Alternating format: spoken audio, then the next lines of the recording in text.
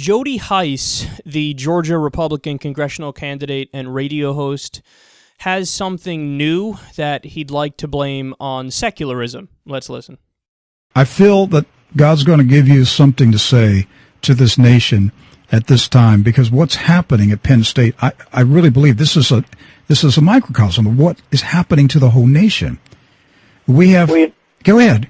Yeah, it really is a microcosm, Rick, and you hit it on the head. The whole issue is a morally bankrupt nation is where we are, and you can go back decades as we first kicked the Bible out of schools, then prayer out of schools, and we've just basically been going downhill since then. And you get what you get. You kick God out, and people need to understand that the Judeo-Christian worldview that this country was founded upon places within the heart of individuals and a culture at large the capacity to self-govern their lives on the basis of right and wrong. And when that is removed, you get exactly what we're witnessing at Penn State, the absence of the ability to govern one's life based upon right and wrong, and you have things like pedophilia taking place and other people seeing it, witnessing, turning their back because there's no core values. Do you understand what this lunatic just argued? He's saying that Jerry Sandusky and his pedophilia is connected to us no longer having prayer in school and Christianity in schools.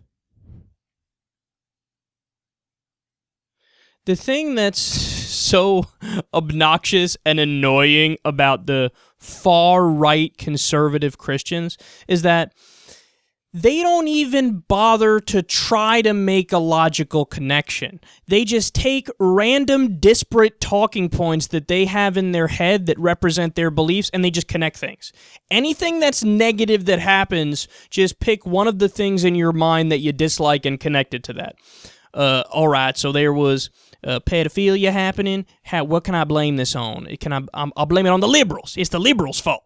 Not that one today? Okay, let's not do it on that. There's pedophilia. Gonna blame that on no more prayer in school, man. See what happens? There ain't no more prayer in school, and somewhere in the world somebody's a pedophile. I mean, those two things happen. Is there a connection? I don't know, but I'm just saying that those two things happen and at roughly the same time. They do this with gay people all the time, too. Pick something negative and then just connect it to gay people. There was a tsunami. Well, there was a tsunami. Think about it. There are some gay people that was living in that there city. So the tsunami, maybe it came because somebody's gay and somebody had on some assless chaps. It happens, some gay people there, and then the tsunami comes. You telling me there's not a connection? Then why those two things happen? Oh, God. Cletus, make it stop. Cletus, you got to calm down.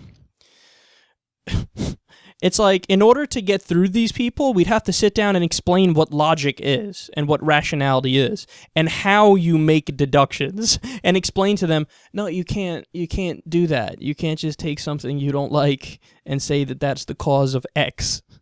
And what? When there was prayer in school, there never were any pedophiles? How ridiculous a point is that? They did this also. Mike Huckabee did this with school shootings, too. It was the same day of the Sandy Hook shooting, or maybe it was the day after, one of the two. Mike Huckabee went out on TV and blamed it on the fact that we no longer have prayer in school. He's basically saying, well, your kids were little fucking heathen savages, and you didn't make them worship God, so clearly somebody's going to come in and gun them down. I mean, it's their fault. They weren't saying their prayers, right? So you can't get mad. These guys are gross, man. These guys are gross. They're idiots, and they fundamentally misunderstand the whole point of the country. He even slipped it in that conversation. Ooh, I shouldn't use the term slip it in when talking about a guy like this. He might get excited. But he says the country is founded on the Judeo-Christian ethic, and you got to understand that when you have a country founded on the Judeo-Christian ethic, is that why the Constitution mentions Jesus 0 times? Is that why the Constitution mentions Christianity 0 times? Is that why the Constitution mentions God 0 times. Is that why the only time religion is mentioned in the Constitution is to say, you shall not establish one? It's to say the government needs to be neutral on the issue of religion, is to say there cannot be a religious test for office? Is that what you mean? So by the point that the country is founded on the Judeo-Christian ethic, do you mean the exact opposite? Because if you mean the exact opposite, then you'd be correct.